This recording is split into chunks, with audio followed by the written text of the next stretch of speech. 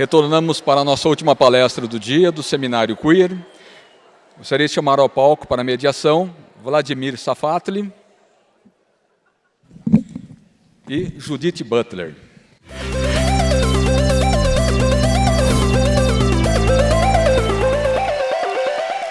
Queria inicialmente agradecer a presença de todos vocês aqui, agradecer o grande trabalho dos organizadores para que esse seminário pudesse ser realizado. Eu acho que não faz o menor sentido eu fazer... O negócio está feio aqui. Então, como eu estava dizendo, acho que não faz muito sentido eu fazer aqui uma apresentação da Judith Butler para todos vocês, que conhecem ela muito bem. Apenas lembrar que trata-se não só de uma grande teórica de teoria queer, mas também uma das filósofas mais importantes do contexto, agora foi melhor, anglo-saxão na atualidade, né, com trabalhos que vão desde da estética à filosofia política, às questões sobre Israel, Palestina e, claro, todas as discussões sobre problemas de gênero e os debates do feminismo e do pós-feminismo. Eu vou, então, já imediatamente passar a palavra a Judith Butler, que vai apresentar uma conferência intitulada Rethinking Vulnerability and Resistance, e depois nós abrimos, então, as perguntas. Bem, muito obrigado.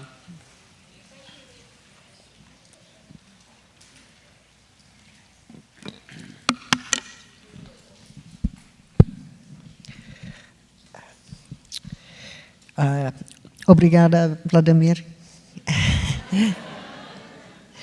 I am, of course, very honored to be here today, and I wish to thank all of the people who made this event possible and my visit to Brazil possible.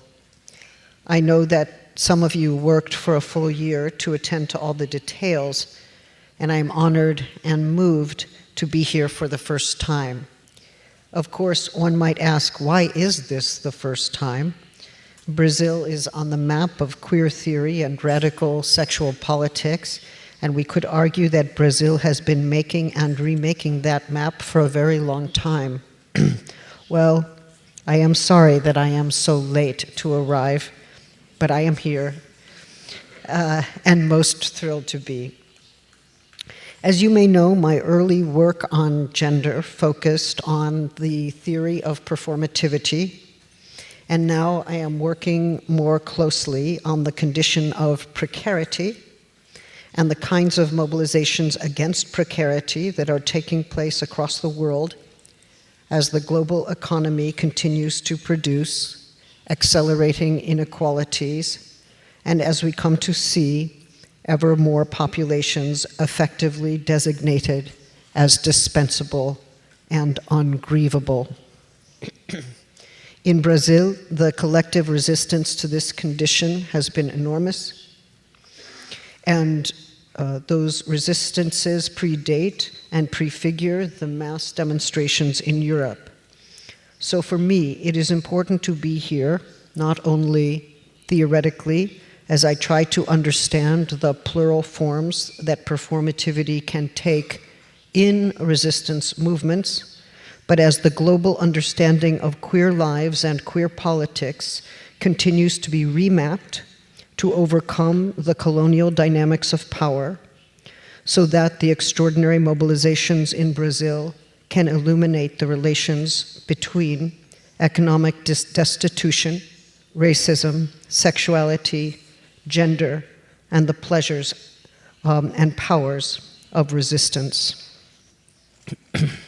In my view, the word queer takes on importance for many reasons. I recognize that it may not translate, that other words may well prove to be more moving and more mobilizing. But if queer is to continue to have contemporary meaning for us, it must retain at least two senses. One sense, that of deviation, of straying from the norm, of opening up to the unexpected. A second sense, that of an alliance rather than an identity among groups of people who do not otherwise find much in common and between whom there is sometimes even suspicion and antagonism. That sense of queer marks a field of connection, erotic and political, and also the affirmation of difference that cannot be easily overcome by a unified identity. Sometimes we are allied with those we love, but that does not mean that all alliance is love, or at least not in my view. Sometimes we ally in order to establish the right to love and to live free of harm, to defend and preserve spaces of desire in both public and private life.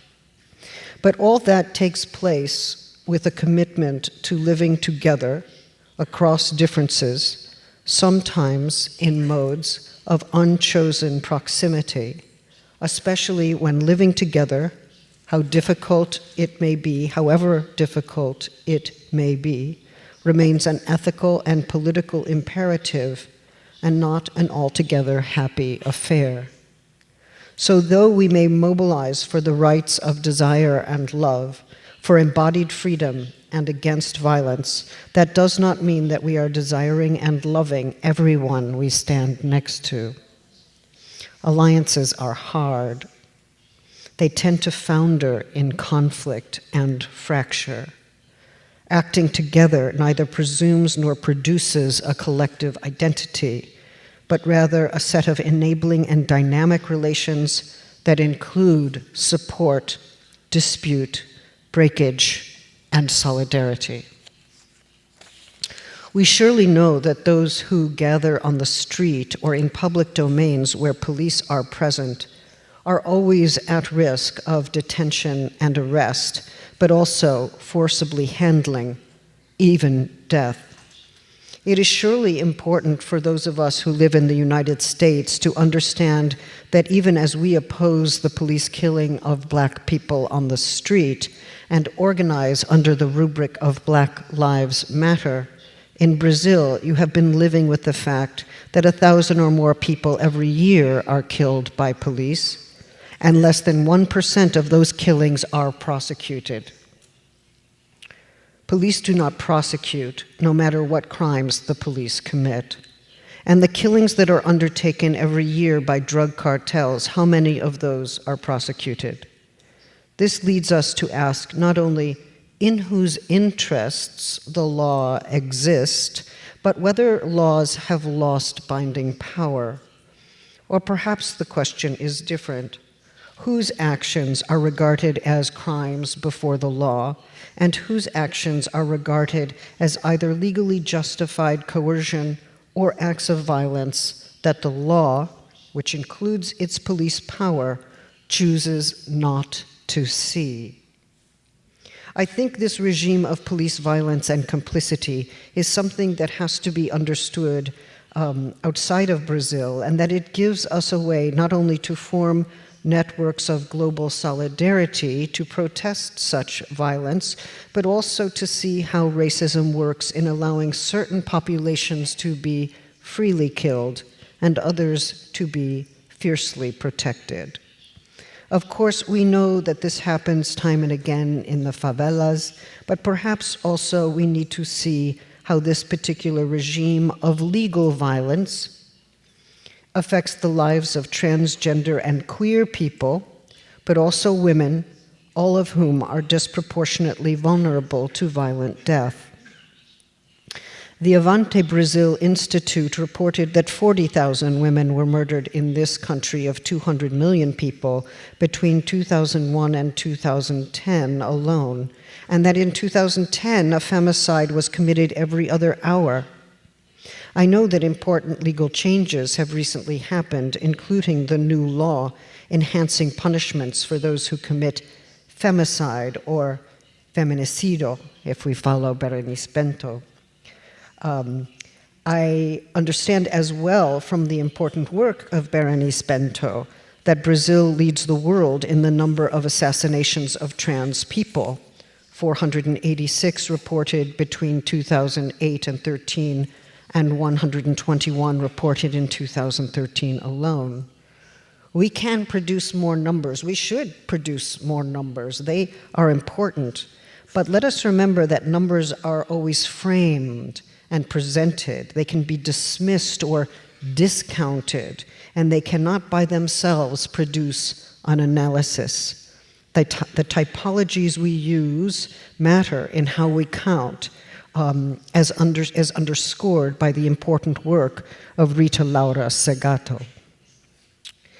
It would seem that the queer analysis of violence, vulnerability, and resistance has a global importance in Brazil that ought not to be underestimated.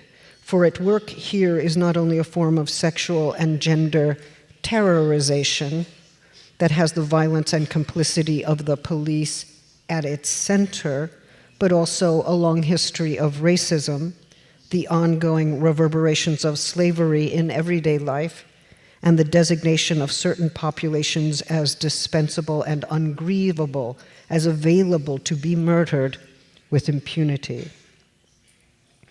As much as this victimization must be documented, known, and opposed, brought to human rights tribunals and the Inter-American Commission on Human Rights, there is also, of course, a quite extraordinary history of resistance, of women's networks, of organizations opposed to police violence, very often networks that are organized outside the field of law, opposing increased economic inequality and pervasive institutional racism. The situation raises questions about the relationship between vulnerability on the one hand and resistance on the other. And perhaps this introduces a political paradox as well, the necessity to discount those arguments that suggest that women bring their murders on themselves, right? I saw some newspaper editorials in Mexico, women bring their murders on themselves, or trans people deserve what they get. We must, against such ideological movements, insist on victimization. And yet, if victimization becomes the only paradigm we have for understanding the political situation, we risk eliding or effacing the concrete practices of resistance that are carried on by so many groups, people of color, queers, trans, sex workers, and women. And as much as we wish to affirm the importance of new laws, stronger laws, such as those passed in March of this year in Brazil and supported by President Rousseff, we have also to understand whether legal recourse is the only or ultimate political goal. I do not mean to underestimate the importance of new laws. But if new laws are instituted within a legal regime that exercises its own form of violence, what implications does that have for reporting and for enforcing and ultimately changing the social structures of racism, misogyny, homophobia, transphobia that lead to the production and reproduction of ungrievable lives? It seems to me that making one law or strengthening an existing set of laws is a clear step forward, but that can never be the same as a challenge to legal violence. For when the law is invoked for a racial elite and not for a racial minority, or for a group of women that excludes trans women, we see that another system of power traverses the law, and that our politics have to acknowledge and work against regimes of power that traverse the law and exceed it.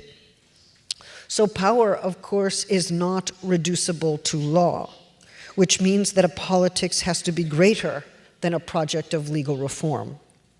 Law may well be at the center of such a politics, but not because law alone gives us the hope of a nonviolent and egalitarian future.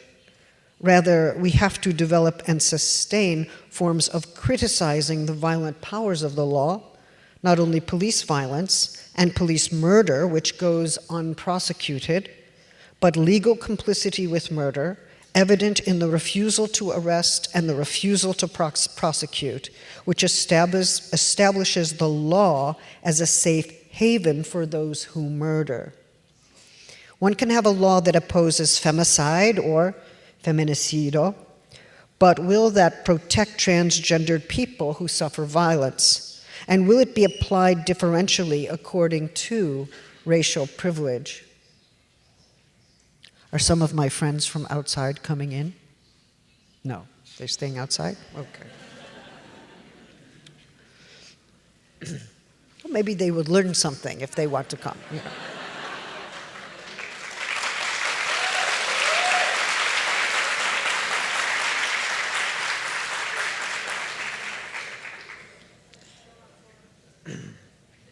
Sorry.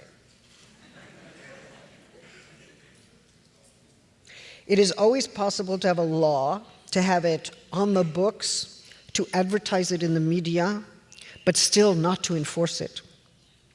If the police refuse, and if the witnesses are discredited, what status does that law have?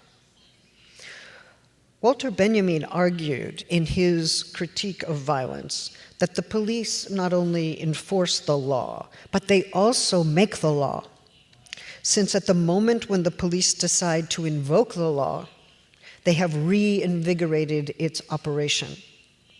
And when they see a situation and do not call it a crime, then the situation, even when it is clear murder, is not treated as a crime, and the law is not enforced, and the law disappears. Here it would seem the violence that is justified and the one that is not is decided time and again by police who determine whether or not violence is criminal and whose own actions are considered by definition not to be criminal. How could they commit a crime? They are the police. Although the police seem to act as the delegated representative of a sovereign power, they also exercise that power on the spot. They are proxy sovereigns. The application of the law at a specific time and place or in a reiterative pattern is at the same time a way of making law and a way of unmaking law. For the application of the law brings the law into existence again, and as it comes to apply to new and different circumstances, the law itself is elaborated and renewed. Every time an arrest is made, a crowd is dispersed, a set of people kettled or detained, the police effectively say, this is legal sovereign power, and in making that speech act, they bind the subject to the force of the law. Police do sovereign power on the spot. But what Benjamin does not consider is what happens when the police refuse to enforce the law. That produces a contradiction between the ideal of the law and its practice, showing that legislators may well seek to transform a society in one way, and police can and do decide to refuse to effect that transformation. Where then does power reside? Is there a single sovereign, or are we now in a field of competing powers, each of which wields a transient sovereign effect, and which are contesting for hegemony? The second point I want to bring forward from Benjamin's A Critique of Violence is what one calls violence depends upon the legal framework without at once invoking the framework in which that designation makes sense. Benjamin remarks that a legal regime that seeks to monopolize violence must call every threat or challenge to that regime a violent one. Hence, it can rename its own violence as necessary or obligatory force, even as justifiable coercion, and because it works through the law, as the law, it is legal and hence justified. Within that framework, one which he calls fate, the law is justified because it is the law, and the established legal framework establishes and differentiates between what is justified and what is unjustified. So from within that framework, one cannot ask whether the law itself is legitimate, that is, not this or that law, but the legal regime. The legal regime establishes the justificatory scheme that defends and sanitizes its own legal violence at the same time that it names as violence whatever threatens the regime. So a massive resistance movement, say, within the favelas, can, within the framework of the state, be understood as uncontrolled and illegitimate violence, a riot, and the police repression of demonstrations can be regarded then as a justified use of force, right, invoked for security reasons or to protect the general public against unrest. But from within the opposing framework, it is the police who are the ones who are waging violence, and the massive protests are happening to oppose police violence, dispossession, poverty, accelerating inequalities, inadequate public services, including healthcare and education. And when a large number of people rise up to oppose corruption and profiteering in their government, are they violent for rising up, or are they exercising basic democratic freedoms? I do not say that there is no violence within such demonstrations, but that should not be a reason to identify the demonstrations with violent acts. It is not only the loss of the monopoly on violence that the legal regime counters so forcefully when the police are unleashed on a protesting population, and with the accusation of violence, but the posing of the question of whether or not the state and its legal apparatus are or continue to be legitimate. When that question of legitimacy is raised, it is very often named by the state as an act of violence, because that state seeks to protect itself against any challenge. As we can see, we have to track those frameworks that name and misname violence, but also those in which there is a refusal to name violence, which becomes its own form of complicity with violence. For if we see no crime, there can be no enforcement of the law. Hence, our political relation to the law must engage the perceptual field, itself steeped in power, that supports and reproduces regimes of legal violence. Of course, I do not mean to give up on the law, but I do want very much to think about extra legal forms of resistance that require a political vocabulary that is not reducible to a legal one. And so I wish to turn my attention to the relationship between violence, vulnerability, and resistance in order to suggest that vulnerability ought not to be straight away identified with victimization. If that were the case, then we would all be seeking all the time to overcome vulnerability, and we would perhaps forsake the particular powers of resistance that emerge from vulnerability. This is a queer matter in the sense that the queer movement has always mobilized and risked vulnerability. At least a large part of the movement has valued showing up in public, not only to assemble and demonstrate, but sometimes simply to walk down the street as the gender that one is, to conduct one's life openly with the assumption that everyone should have such rights to appear, such rights of mobility. One does not bring on the assault by walking on the street, but one does call attention to the fact that walking on the street cannot be taken for granted as a safe and protected exercise of freedom for many people who are targeted on the basis of their gender or sexuality or the perception of their gender and sexuality, or their race, or the perception of their race. If we say someone is assaulted on the basis of their race, and in English this is a very ambiguous phrase, we leave open the question whether the race is the reason for the assault or the perception of race is the reason for the assault.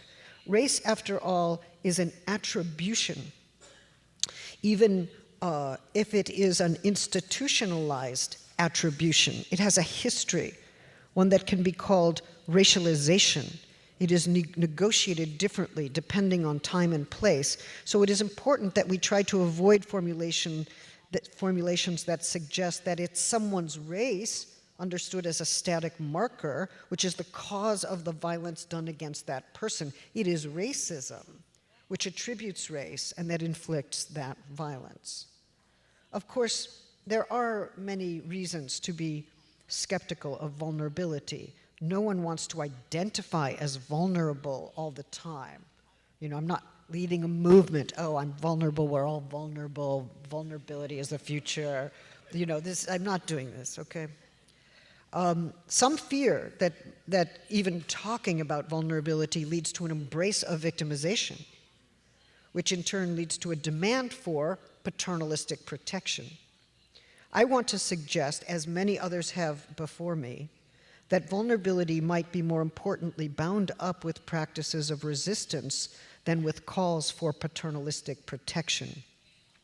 This becomes important to consider precisely because the legal protection we seek from a regime of legal violence may well augment that regime, its contradictions, and its own complicity for reasons I have just suggested, right? You appeal to the law to protect you, but if you appeal to the law, you strengthen the law, you strengthen the law's power, and if that law is part of a legal regime of violence, you may also be strengthening its own capacity for violence. It is a very paradoxical situation.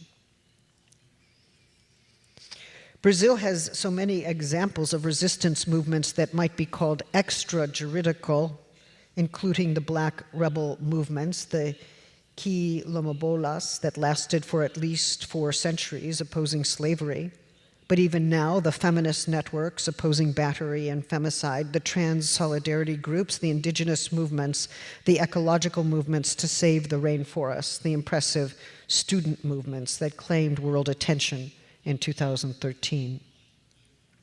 You hardly need the lecture of someone traveling from the global north to think about the relationship between vulnerability and resistance here, but perhaps you will agree that vulnerability does not emerge first after one has resisted a countervailing power. Some would say, first you resist, then you are confronted with your vulnerability, either in relation to police power or those who show up to oppose your political stance. Surely vulnerability emerges earlier, prior to any gathering or movement, and it conditions and instigates mobilization. An intensified program of austerity, embraced paradoxically by some nominally socialist and workers' parties, leads to a pervasive condition of precarity. That condition of precarity indexes a vulnerability that precedes the one that people encounter quite graphically on the street and in relationship to the police or to political opponents. If we also say that the vulnerability to dispossession, poverty, insecurity, and harm that constitutes a precarious position in the world leads to resistance, then it seems we have reversed the sequence. We are first vulnerable and then overcome that vulnerability, at least provisionally, through acts of resistance. I think we need to rethink both of these sequences. It will be important to establish a more precise relationship between vulnerability and precarity. They are not quite the same. But let us consider as a clear example modes of resistance that emerge in opposition to failing infrastructure. The dependency on infrastructure for a livable life seems clear, but when infrastructure fails, and fails consistently, then how do we understand that condition of life? We have found that that on which we are dependent is in fact not there for us, which means that we are left without support.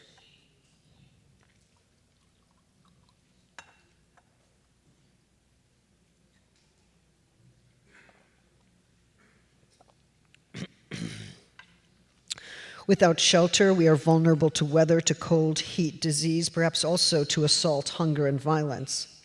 It was not as if we were, as creatures, not vulnerable before when the infrastructure was more or less working, And then when the infrastructure fails, we are suddenly vulnerable. When movements against homelessness emerge, the unacceptable character of that vulnerability in the sense of exposure to harm is made clear. But a question still remains.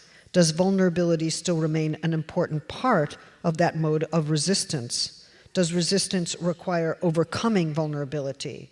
Or do we, when we resist, mobilize our vulnerability? Consider that a movement may be galvanized for the very purpose of establishing adequate infrastructure or keeping adequate infrastructure from being destroyed. We can think about mobilizations in the shanty towns or townships of South Africa, Kenya, Pakistan, the temporary shelters constructed along the borders of Europe, but also the barrios of Venezuela, the favelas of Brazil, or the barracas of Portugal. Such spaces are populated by groups of people, including immigrants, squatters, and/or Roma, who are struggling precisely for running and clean water, working toilets, sometimes a closed door on public toilets, paved streets, paid work, necessary provisions. The street is not just the basis or a platform for a political demand. We don't just gather on the street and then make our demand. We need the street, and we mobilize in order to have the street. The street is an infrastructural good. So when assemblies gather in public spaces to fight against the decimation of infrastructural goods, to fight against austerity measures or neoliberalism that would undercut public education, libraries, transit systems, and roads, we find that the very platform for such a politics is one of the items on the political agenda. Sometimes a mobilization happens precisely in order to create, keep, or open the platform for political expression itself. The material conditions for speech and assembly are part of what we are speaking and assembling about. We have to assume the infrastructural goods for which we are fighting, but if the infrastructural conditions for politics are themselves decimated, so too are the assemblies that depend upon them. At such a point, the condition of the political is one of the goods for which political assembly takes place. This might be the double meaning of the infrastructural under conditions in which public goods are increasingly dismantled by privatization and neoliberalism, accelerating forms of economic inequality, and anti-democratic tactics of authoritarian rule. The violent combination of government and cartel interests and the institutionalized racism and massive forms of economic inequality and environmental devastation that we find across the globe, but particularly here in Brazil. I wish to point out that even as public resistance leads to vulnerability, establishes us as vulnerable, and vulnerability, the sense of exposure implied by precarity, leads to resistance. Nobody should be so exposed, or this exposure should be ameliorated. Vulnerability is not exactly overcome by resistance. It becomes a potentially effective mobilizing force. The demand for infrastructure is a demand for a certain kind of inhabitable ground, and its meaning and force derives precisely when that ground gives way. What implications does this notion of supported political action have for thinking about vulnerability and resistance? Well, I think we know that the idea of freedom, that freedom, can only be exercised if there is enough support for the exercise of freedom, a material condition that enters into the act that makes it possible. Indeed, when we think about the embodied subject who exercises speech or moves through public space across borders, it is usually presumed to be one who is already free to speak and move without threat of imprisonment or deportation or loss of life. Either that subject is endowed with that freedom as an inherent power, or that subject is presumed to live in a public space where open and supported movement is possible. The very term mobilization depends on an operative sense of mobility, itself a right, one which many people cannot take for granted. For the body to move, it must usually have a surface of some kind, and it must have at its disposal whatever technical supports allow for movement to take place. We know this from disability studies. So the pavement and the street are already to be understood as requirements of the body as it exercises its rights of mobility. No one moves without a supportive environment and a set of technologies. And when those environments start to fall apart or are emphatically unsupportive, we are left to fall in some ways, and our very capacity to exercise our most basic rights is imperiled. We could certainly make a list of how this idea of a body supported yet acting, supported and acting, is at work implicitly or explicitly in any number of political movements. Struggles for food and shelter, protection from injury and destruction, the right to work, affordable health care, protection from police violence and imprisonment, from war or illness, mobilizations against austerity and precarity, authoritarianism and inequality. So on one level, we are asking about the implicit idea of the body at work in certain kinds of political demands and mobilizations. On another level, we are trying to find out how mobilization presupposes a body that requires support. In many of the public assemblies that draw people who understand themselves to be in precarious positions, the demand to end precarity is enacted publicly by those who expose their vulnerability to failing infrastructural conditions. There is plural and performative bodily resistance at work that shows how bodies are being acted on by social and economic policies that are decimating livelihoods. But these bodies, in showing this precarity, are also resisting those very powers. They enact a form of resistance that presupposes vulnerability of a specific kind and opposes precarity. If we make the matter individual, we can say every single body has a certain right to food and shelter, freedom to move and breathe, protected from violence. We could make it into a question of individual rights. The right to appear in public is one that queer and trans people have been embodying since the outset of our politicization. On the other hand, we can universalize our statement. Everybody has this right. And then we particularize. Everybody has this right, we should have it too. But it seems to me we have to ask which bodies can appear. What are the forcible frames within which appearance is possible? And which appearance is possible?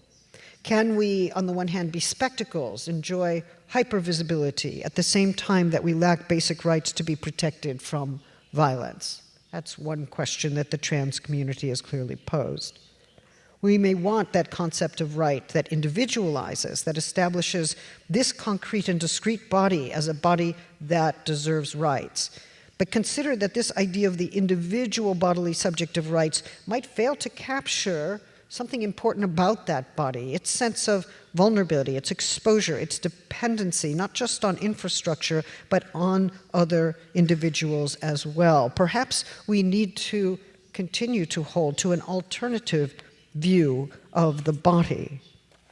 If we accept that part of what a body is, and let's just, as it were, take an ontological turn for a brief moment, part of what a body is its dependency on other bodies and networks of support, then we're suggesting that it's not altogether right to conceive of individual bodies as completely distinct from one another.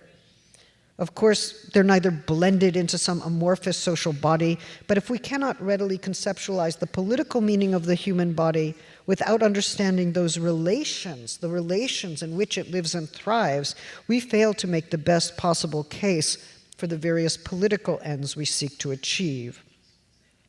What I'm suggesting is that it's not just that this or that body is bound up in a network of relations, but that the body, despite its clear boundaries, or precisely because of those very boundaries, is defined by relations that make its own life and action possible. It is bound up, we might say, in a network from the beginning. You know, I feel like this theory might be unnecessary to talk about in a Brazilian audience, since the first moment I arrived in Brazil, everybody is always on your body and in your body, and next to you, and embracing you, and you know, I barely had a moment to have a discrete body since I've been here. Okay. No, it's nice, you know, it's a little different from the land of individualism from which I come.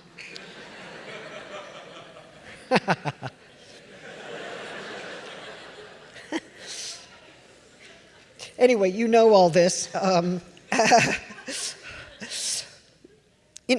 But what I want to say is that I don't think we want to think about bodily vulnerability just as this attribute of this body here or an attribute of that body there. Vulnerability is perhaps a nodal point that articulates the relational network in which we all live. We cannot understand bodily vulnerability outside of this network of social and material relations. It's precisely because our lives depend on those relations that we understand our vulnerability as relational. But of course I want to add to this, which is that we also can't really understand the body outside of the way it is performatively produced within that set of relations. I act or you act to produce the bodies that we are, but none of us can undertake that production without one another. Even as we act in that way, we always act within a situation of first having been acted upon, named, situated, brought into being and mobilized by powers that are external to the selves that we are, that are prior to the selves that we are. One clear dimension of our vulnerability has to do with our exposure to being called a name. There are all those discursive categories waiting for us in infancy and childhood. Indeed, they wait for us throughout the course of our lives. I can't fight with everyone who calls me a lady in the restaurant, right? If I were to fight with everyone who calls me the lady in the restaurant, then I would be in jail all the time. Sometimes they don't know whether to call me a lady.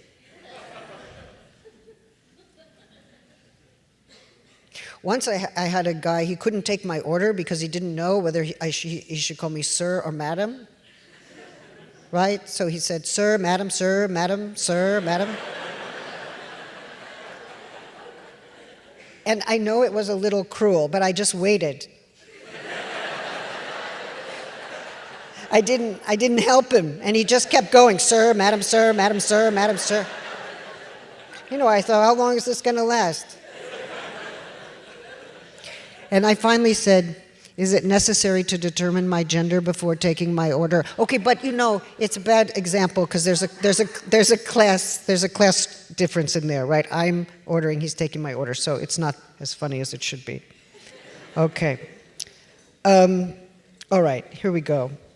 All of us are called names, and this kind of name calling demonstrates an important dimension of the speech act. We do not only act through the speech act. I call myself this name.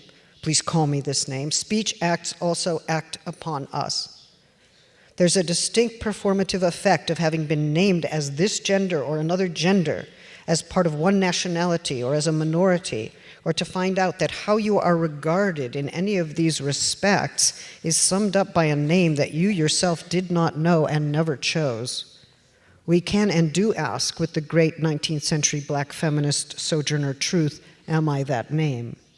How do we think about the force and effect of those names we are called before any of us emerge into language as speaking beings, before we're able to use language to express our own agency, our own capacity to act? Does speech act upon us prior to our speaking? And if it did not act upon us, if it were not actively working upon us, could we speak at all? Perhaps it's not simply a matter of a sequence. Does speech continue to act upon us at the very moment in which we speak, so that we may well think we are acting, but we're also acted upon at the very same time? I use a word, but that word is given to me. I reproduce a word. I'm called it. I call myself it. I call you. When Eve Sedgwick wrote about the relationship between performance and performativity, she showed that speech acts deviate from their aims, very often producing consequences that are altogether unintended and oftentimes quite felicitous. For instance, one could take a marriage vow, and this act could then establish a public recognition of marriage, which then allows or opens up a zone of possible sexuality that takes place quite under the radar, taking advantage precisely of its non-recognizability. The marriage vow provides public cover for forms of sexual life that remain unrecognized, and happily so. In such cases, marriage organizes sexuality as we might expect in conjugal and monogamous forms, but it also produces another zone of sexuality defined precisely by its lack of overt recognition in the public sphere. Sedgwick underscored the sense of how a speech act could veer away from its apparent aims, right? So you take the marriage vow, say, in a heterosexual context, and that allows your queer life to be happily pursued with nobody noticing, right? That was one example from her work. Sedgwick underscored this sense of deviation. The speech act deviates from its aim. That was one important sense of the word queer, understood, of course, less as an identity than a movement of thought and language contrary to accepted forms of authority, always deviating, and so opening up spaces for desire that would not always be openly recognized within established norms. Discourses on gender seem to create and circulate certain ideals of gender, generating those ideals. What we sometimes take to be natural essences or internal truths are ideals, phantasms, or norms that have taken hold of us in some deep and abiding way. So the ideals produced by a discourse, a set of gender ideals, can be inhabited in one's gestures and actions, even come to be understood to be essential to who we are. Indeed, abiding and governing images, norms, and ideals such as these cannot be cast off at will without losing a sense of who we are. That essential sense of who we are is to some extent the workings of a set of social norms. Having a sense of who we are essentially is not for that reason an argument for innate differences. Arguments from innateness constitute only one form of essentialism, and one can have a sense of what is essential for one's life without exactly being an essentialist. As you may know, my early formulation that gender is performative became the basis for two quite contrary interpretations. The first is that we radically choose our genders. The second is that we're utterly determined by gender norms. These widely divergent responses meant that something had not quite been articulated and grasped about the dual dimension of any account of performativity. For if language acts upon us before we act, and continues acting on us in every instant in which we act, then we have to think about gender performativity first as gender assignment, all those ways in which we are, as it were, called a name and gendered prior to understanding anything about how gender norms act upon and shape us, and prior to our capacity to reproduce those norms in ways that we might choose. Choice, in fact, comes late in the process of performativity. Following Sedgwick, we have to understand how deviations from those norms can and do take place, suggesting that something queer is at work at the heart of gender performativity. A queerness that is not so very different from the swerves taken by iterability in Derrida's account of the speech act as citational, but which takes on specific embodied and social meaning in Sedgwick's view. So let us assume then that performativity describes both the processes of being acted on and the conditions and possibilities for acting, and that we cannot understand its operation without both of these dimensions. That norms act upon us implies we are susceptible to their action, vulnerable to a certain name calling from the start, and this registers at a level that is prior to any possibility of volition. An understanding of gender assignment has to take up this field of an unwilled receptivity, susceptibility and vulnerability, a way of being exposed to language prior to any possibility of forming and enacting a speech act. Norms such as these both require and institute certain forms of corporeal vulnerability without which their operation would not be thinkable. That is why we can and do describe the powerful citational force of gender norms as they are instituted and applied by medical, legal, and psychiatric institutions, and we object to the effect they have on the formation and understanding of gender in pathological or criminal terms. Of course, I should add some religious institutions so that my friends outside can feel recognized. And yet this very domain of susceptibility, this condition of being affected, is also where something queer can happen, where the norm is refused or revised, or where new formulations of gender begin. Although gender norms precede us and act upon us, that is one sense of their action, we are obligated to reproduce them, and that is a second sense of their enactment. Precisely because something inadvertent and unexpected can happen in this realm of being affected and in reproducing the norm, we can find and form modes of gender that break with mechanical patterns of repetition, deviating from, resignifying, and sometimes quite emphatically breaking those citational chains of gender normativity, making new room for gendered life. The theory of gender performativity, as I understood it, never prescribed which gender performances were right or more subversive, and which ones were wrong and reactionary. The point was precisely to relax the coercive hold of norms on gendered life. That's not the same as transcending all norms. The point of relaxing the coercive hold of norms on gendered life and of suspending judgments about gendered enactments was precisely to produce a mode of living that is more livable. Both performance studies and disability studies have offered the crucial insight that all action requires support, and that even the most punctual and seemingly spontaneous act implicitly depends upon a set of conditions that quite literally support the acting body.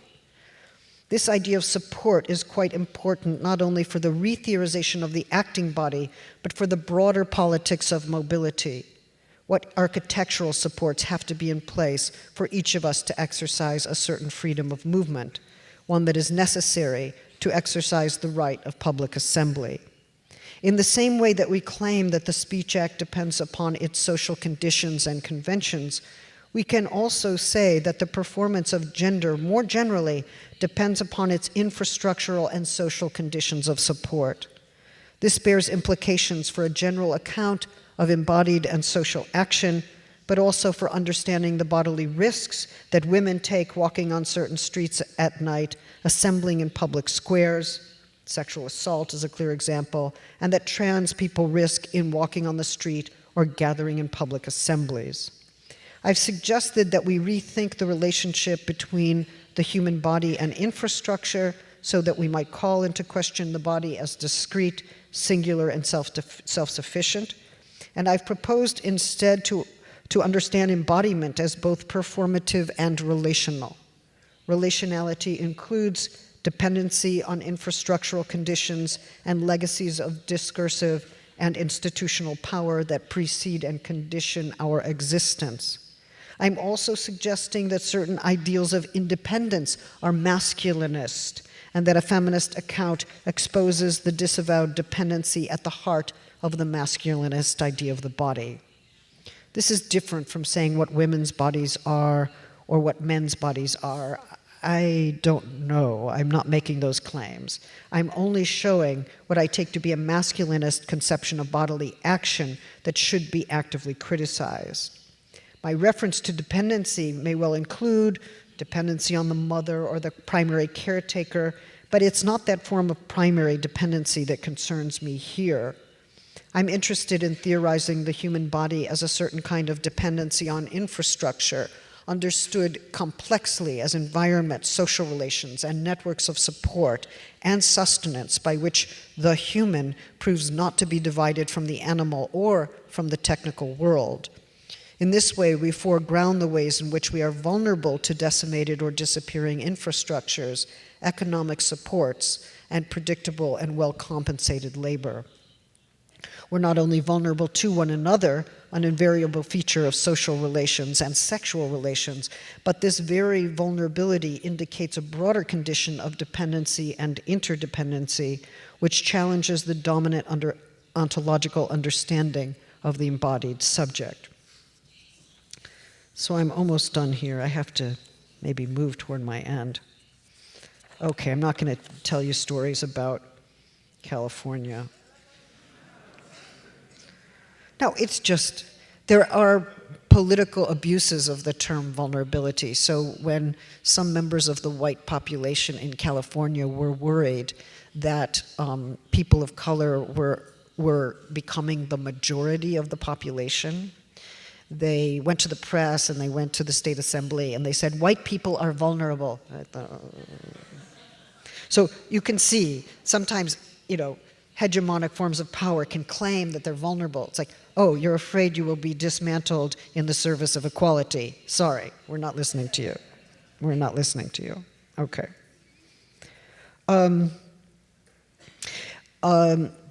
Usually when we oppose vulnerability as a political term, it's because we prefer to see ourselves as agents. We want to be actors.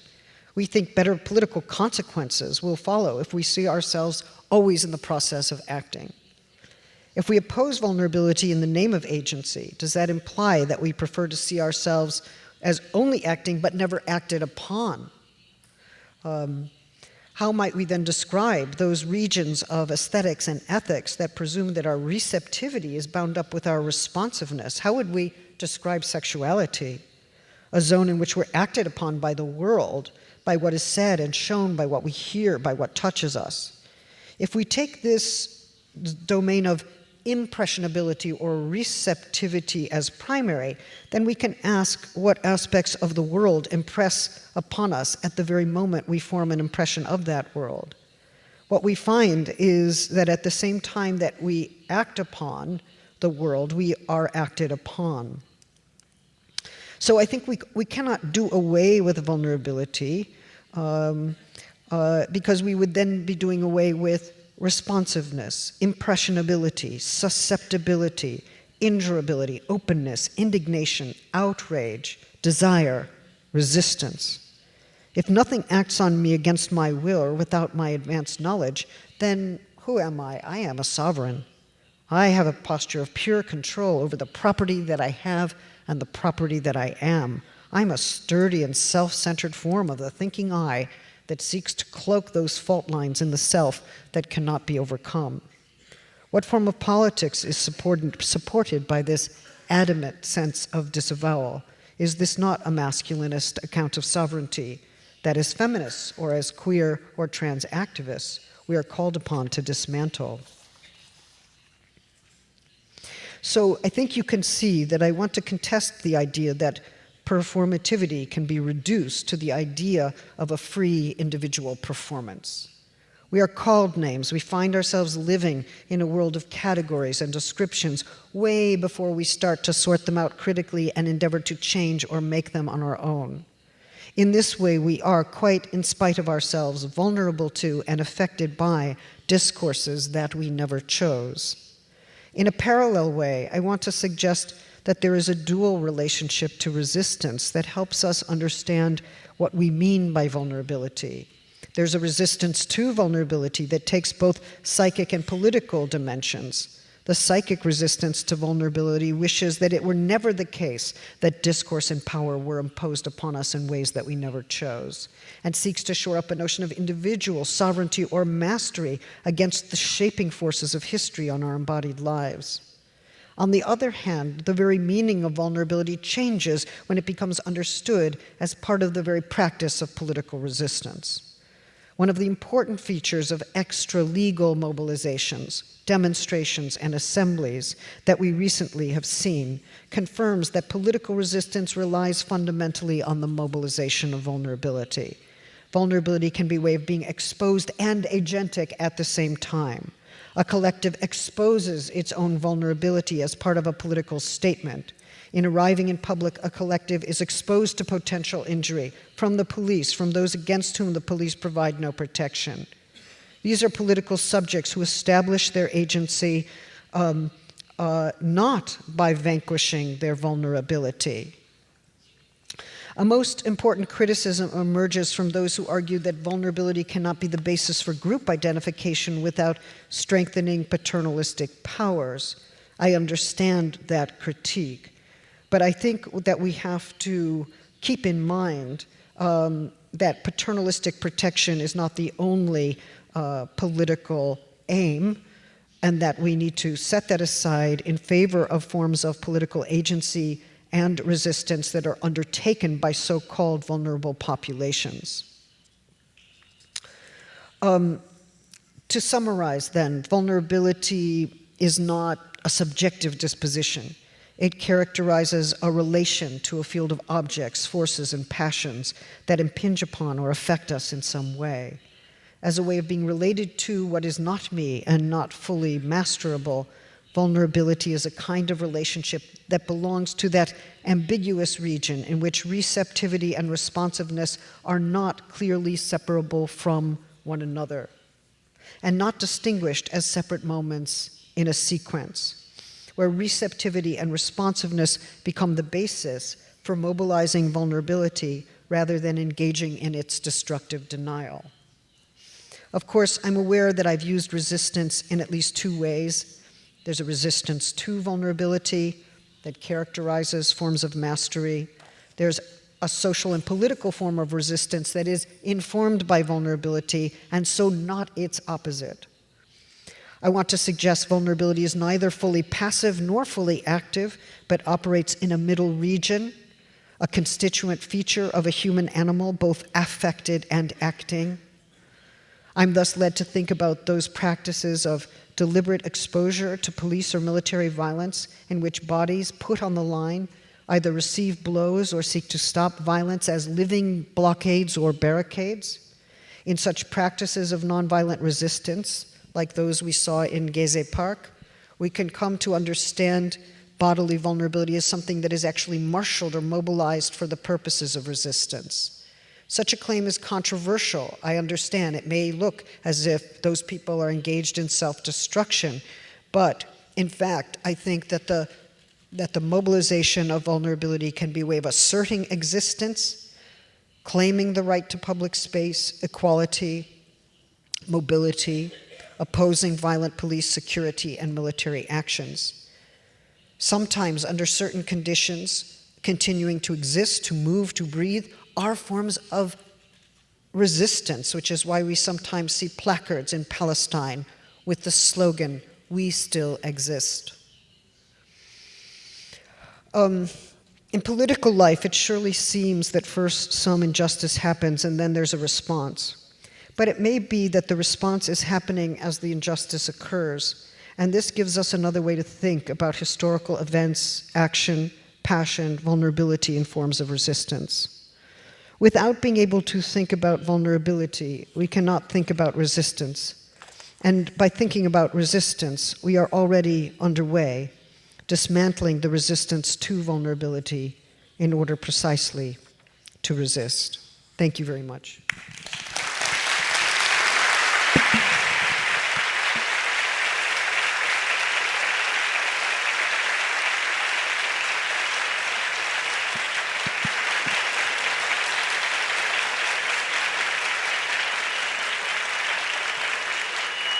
Então, gostaria de inicialmente agradecer a Judith Butler por essa maravilhosa conferência.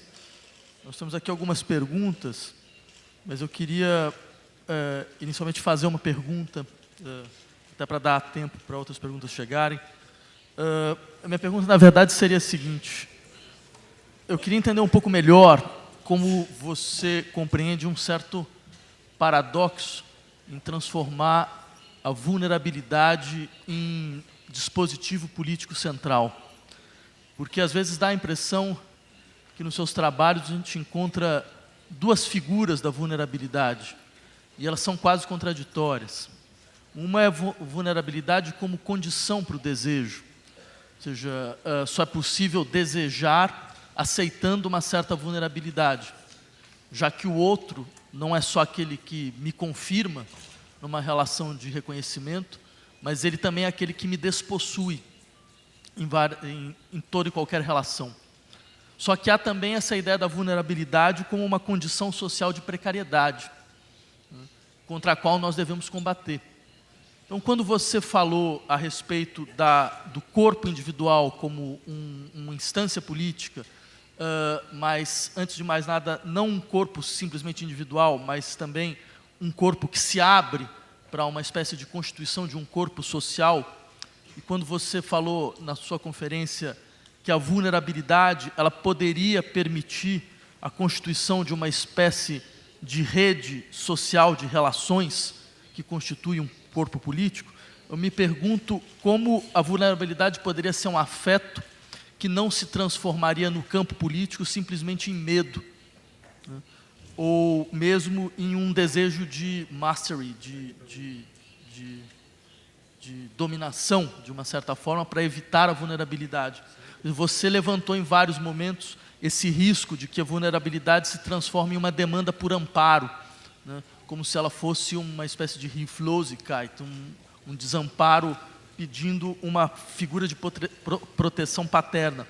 Mas não ficou para mim muito claro como seria possível transformar a vulnerabilidade em algo mais do que isso, ou seja, em alguma coisa que nos colocasse de fato dentro do campo político, no interior dessa dimensão mesmo, dessa condição quase principial e ontológica do desejo que você trabalha de maneira tão forte, né?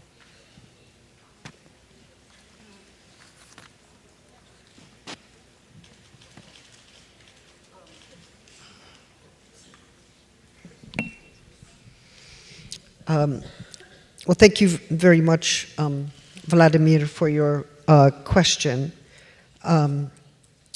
I have appreciated, by the way, your engagement with my work, and I'm very glad you are here with us today. First of all, let me say I don't think that we can identify vulnerability just with precarity, okay? And I want to hold open the idea that vulnerability has a dimension that we actually seek to value and to preserve, and that is important for us as embodied, sexual, and responsive creatures. It is the case, however, that we can be exploited on the basis of our vulnerability, right? We are creatures who need shelter. We are creatures who need social relations. We are creatures who need food. In other words, we can't be understood as self-sufficient without all of these forms of support or nourishment or relationality. So if we take apart the idea of the abstract individual who is disembodied and self-sufficient, and we find that we are embodied creatures, we also find that our bodies depend on all of these relations in order to thrive. So I want to hold on to that idea. But precisely because we are vulnerable in that one sense, we can be exploited. In other words, shelter can be denied to us. Food can be withheld. Food can be unequally distributed. Our homes can be dispossessed, right? We see this in the Barcelona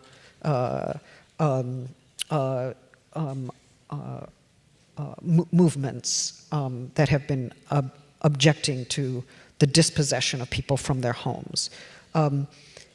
We are not just individuals who are dispossessed from homes as individuals, we are embodied creatures who require shelter. That is part of what embodiment means. And if we are denied shelter, we are left in an uninhabitable position of precarity. Okay. So on the one hand, if we take seriously the concept of vulnerability that I'm trying to put forward here, we are also obligated to build a world in which basic services are provided, where basic services are understood as part of what a political organization of society must provide for. Because we cannot think the body outside of its environment, we cannot think the body outside of its food source, we cannot think the body outside of its social relations.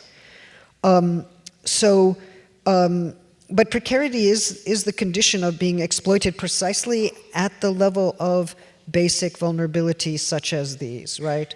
So the homeless revolt, those who are without employment revolt, and they are articulating something basic about what needs to be provided for by any legitimate political organization.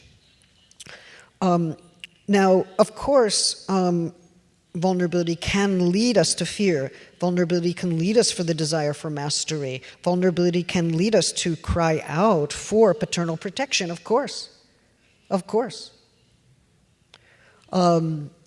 Which is precisely why we have to actively make the case that it could also lead us to radical egalitarianism. It could also lead us to socialism. It could also lead us to the radical redistribution of wealth, or to housing rights, or to employment rights, or to the right to education, the right to health care, right? I mean, it has to be mobilized precisely for those purposes. By itself, there is no immediate political consequence. It has to be argued politically, and where there are no collectives that are making the case for a radical egalitarian political future, people do experience their vulnerability as fear, or the desire for mastery, or the need for paternal protection, or stronger police.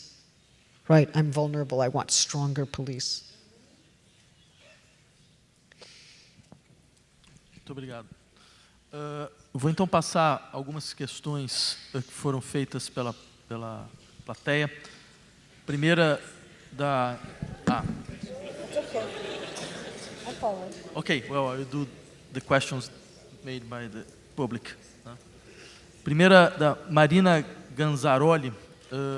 A pergunta é: durante a sua conferência em Salvador, você falou sobre resistência através da lei. Como é possível encontrar, ou melhor, expandir esse potencial emancipatório no interior da lei, quando é precisamente a lei e suas normas que categorizam o gênero e a sexualidade e conformam nossos corpos? Como essas categorias elas podem servir ao reconhecimento dos nossos direitos, ou melhor, como lidar com esse paradoxo?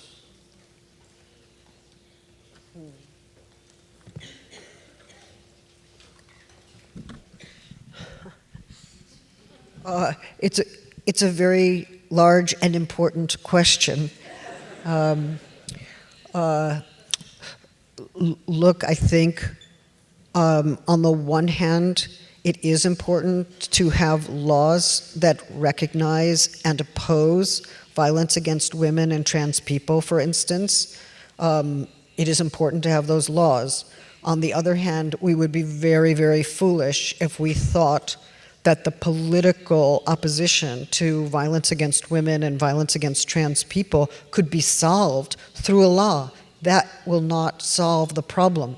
And it won't solve the problem precisely for the reason that I have suggested here, which is that laws can be passed and then never enforced. laws can be passed and then they can become part of a public relations campaign that the state is running. Laws can be passed and never enforced by the police, and even undermined by the police, who either commit their own violence or allow that very violence against women and trans people to continue. So what does it mean? It means that there has to be an extrajuridical political mobilization, that we cannot rely on the law as the ultimate instrument. On the other hand, sometimes laws do work to bring public consciousness or to change institutions. So it's always a question of a strategy, no? We can't answer this question in the abstract. We have to see whether the law is doing more violence or whether the law can ameliorate violence. If the law is part of a regime of legal violence, we must always be skeptical of the law. But in my view, that is no reason to not to struggle for new laws. It just means that our political struggle should never be limited to the struggle for new laws. I'm sorry not to be able to give you more of an answer. But I think there are deep extrajuridical forms of mobilization and resistance that have to be retained and reanimated and invigorated, that allow for a critical distance from the projects of legal reform. Okay, and I think that is what I said in Salvador, that legal reform itself cannot be sufficient if the law is engaged in its own form of violence. Ok, então a second question That's okay, I understand the second part. Então, uma segunda pergunta, a partir dessas questões ligadas à lei e gênero, pergunta do Renan Quinalha: como você analisa a demanda pela criminalização da violência contra as pessoas LGBT? Porque, por um lado, a criminalização da violência oferece algum grau, ainda que mínimo, de proteção legal. Por outro, reforça o sistema penal e o encarceramento em massa. À luz desse paradoxo que você colocou, é interessante para o movimento LGBT levantar essa bandeira?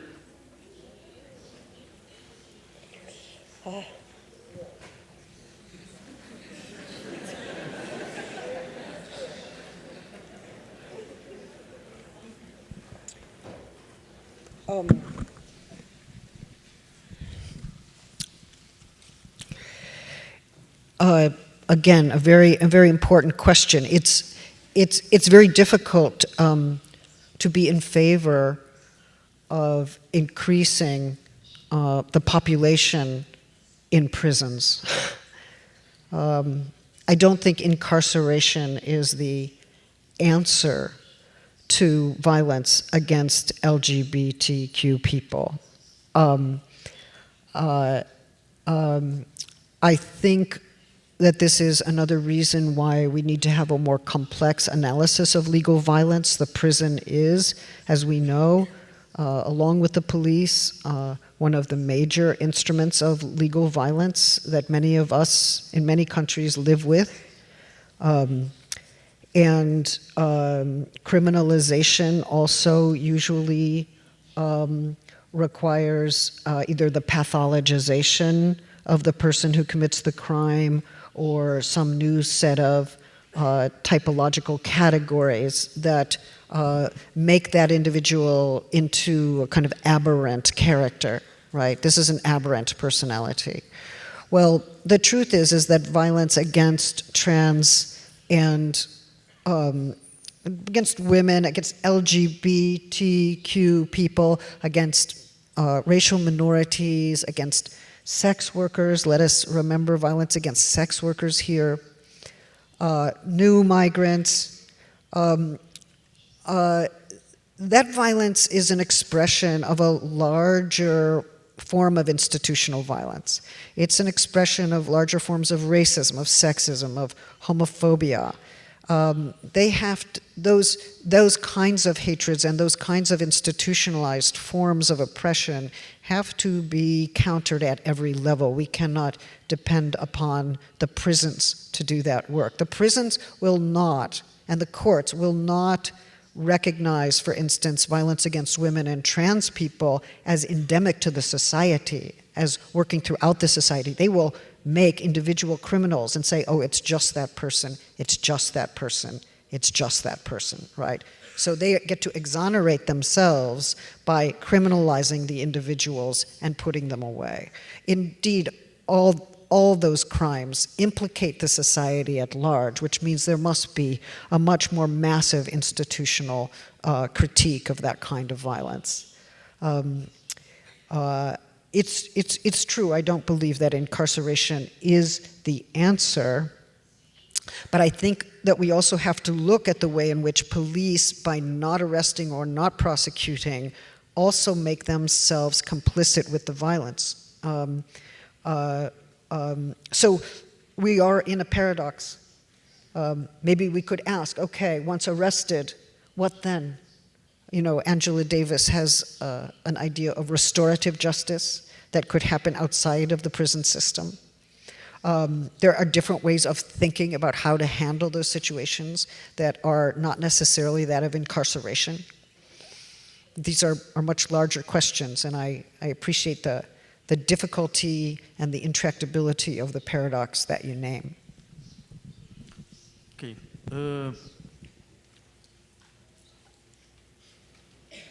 Uma questão, agora sem nome, né? No manifesto Contra-Sexual, Beatriz Preciado faz uma breve crítica ao gênero enquanto performance e afirma a necessidade de analisar a materialidade dos corpos.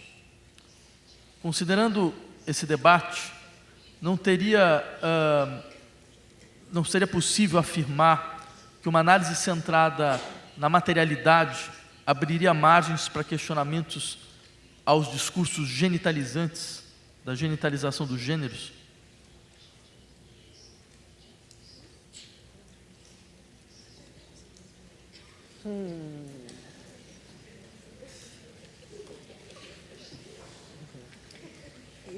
Is the question whether technology in the body?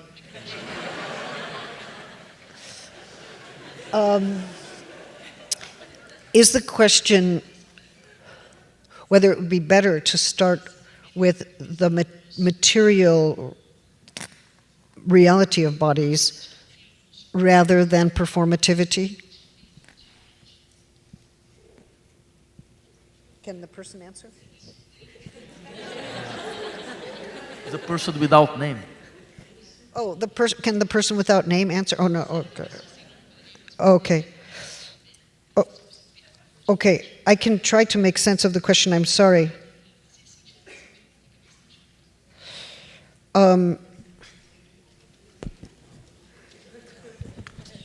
Well, in my view,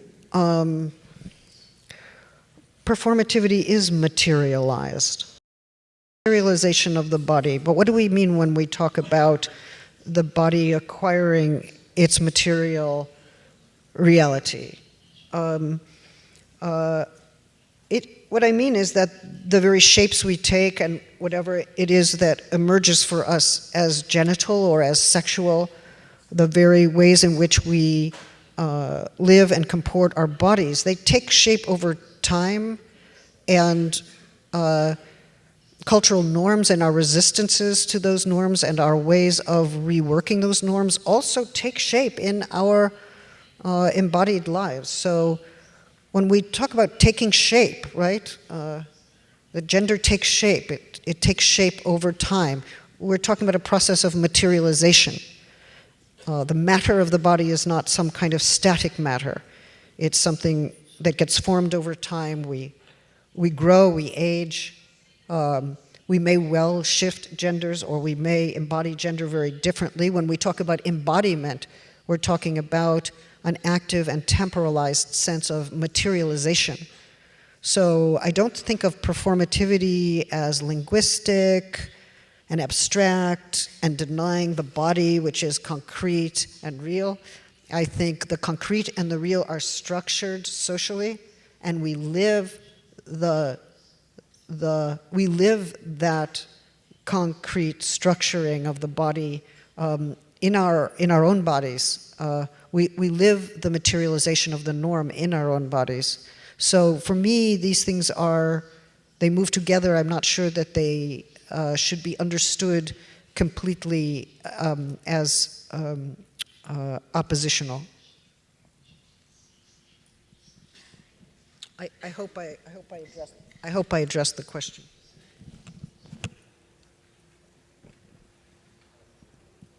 Então, mais duas questões. Primeira, da Adriana Moura, de que forma os discursos da psicanálise cerceiam os caminhos para a resistência e o afrouxamento das normas de gênero?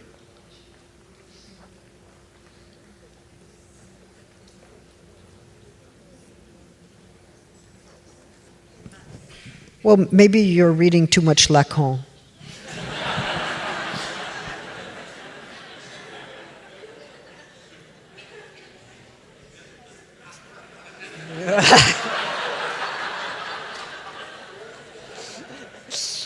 I forgot he has written. No.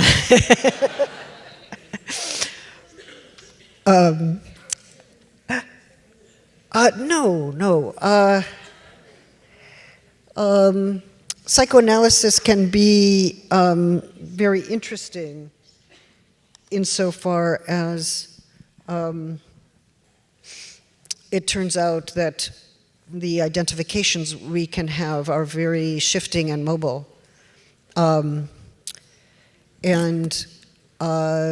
course, there is a very conservative side to psychoanalysis that seeks to normalize and pathologize. I don't doubt that. And sometimes, of course, when you read Freud, that becomes very clear. But there are now very important queer readings of Freud, and we could name many of them, Lee Edelman among them, that suggest that actually for Freud, sexual desire is not at all naturally linked to reproduction, to the reproduction of the species. And even Freud, when he talks about the drive, describes it as something that deviates from its social aims, right? You're supposed to be desiring X, but you desire this way instead. So there's a queer movement to the drive that Lee Edelman has, I think, underscored, that I think is an important point. There might be something very queer at the heart of the psychoanalytic theory of the drive. Teresa de Lauretis has also, I think, made this point in an interesting way. But you have to be willing to play a little with Freud. You don't, and with psychoanalysis, right? You argue with the parts you don't like and you steal the parts you do. That's at least my approach, generally. Bem, infelizmente são várias perguntas e não vai ser possível fazer todas. Então vou fazer só uma última e vou passar essas perguntas depois para ela diretamente, porque infelizmente o tempo urge. Mas talvez uma pergunta um pouco mais contextual. No Brasil nós temos hoje um Congresso e uma Câmara altamente conservadores que acabaram, no caso da cidade de São Paulo, de proibir a discussão de gênero nos planos de educação. Como você vê a possibilidade, como agir no plano da política pública? Né? E como você vê a possibilidade de criação de um partido feminista?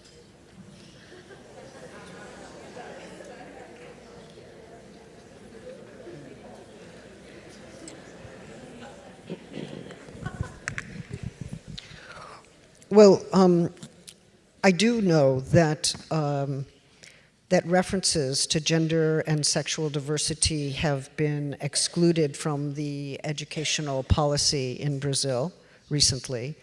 I also know that the word gender has been debated in the passing of the femicide bill, and it was excluded. So there seems to be some fear about gender and some fear about sexual diversity as well. But this is of course one moment in an ongoing struggle. We lost this one for now, but it's just one moment. People will come back and say, no, we insist. that this be part of educational policy. Children should learn about gender. Why should they learn about gender and sexual diversity? Well, first of all, children are struggling with their own genders. How many of them are okay with their gender assignment? How many of them are comfortable with their gender assignment? How many of them feel that they don't really conform to the norm?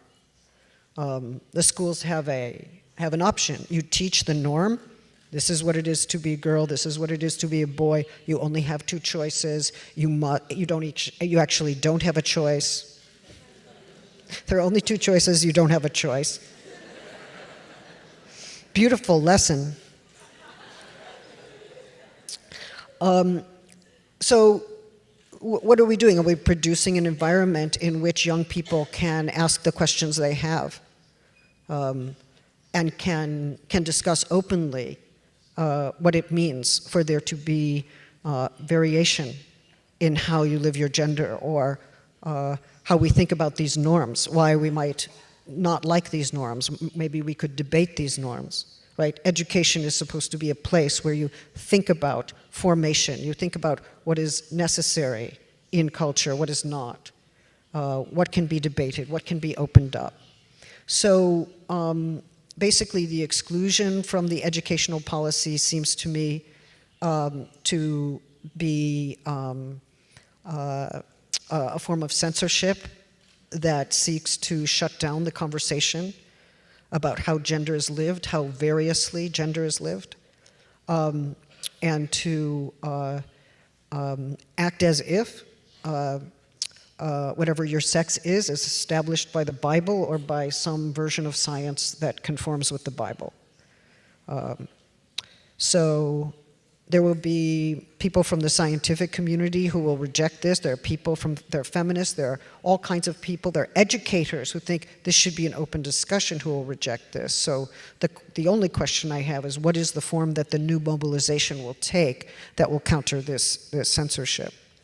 I think it's an act of fear to censor that material clearly. I do find it peculiar that very conservative religious groups want to claim that that the Bible establishes men and women and the difference between them, and that should become the basis for all learning. But they also seem to claim that the term gender is unscientific or refuses the scientific existence of the difference between the sexes. But of course, the scientific community has many complex views about how sex determination takes place, and they fight all the time. There's the hormonal people, there are the chromosomal people, there are the people who have the interactive model, there are the people with the causal model, there's the non-causal, non-interactive people. You know, there's an enormous debate, and even trying to understand sex determination in animals or in insects has become a very contested area. People bring their hypotheses to the fore when they're trying to determine sex. So why shouldn't all those debates be known, right? That's science. We know that the category of sex has changed throughout history, and it changes depending on what language we're talking about and what part of the world we're in. And why shouldn't that be known? Why wouldn't it be interesting and helpful to find out the various ways that people think about sex, not just the religious ones and not a single reductive scientific one? In the name of open intellectual inquiry, it should be obligatory to teach gender. But also, I guess I just want to say that when you start censoring a word, no, we are not going to teach gender. It's because gender is very powerful, is considered to be very powerful, right? So they're attributing a certain power. Like if a young person will learn that you can change your gender, that young person will go out and change his gender right that moment, right? If a young person learns about gay life or lesbian life, that person will become a gay person or a lesbian. They imagine that whatever we're doing is so attractive and is so powerful that those young people will not be able to resist. And that they will all be recruited into one giant army of gay, lesbian, trans, right? So they have a massive fantasy.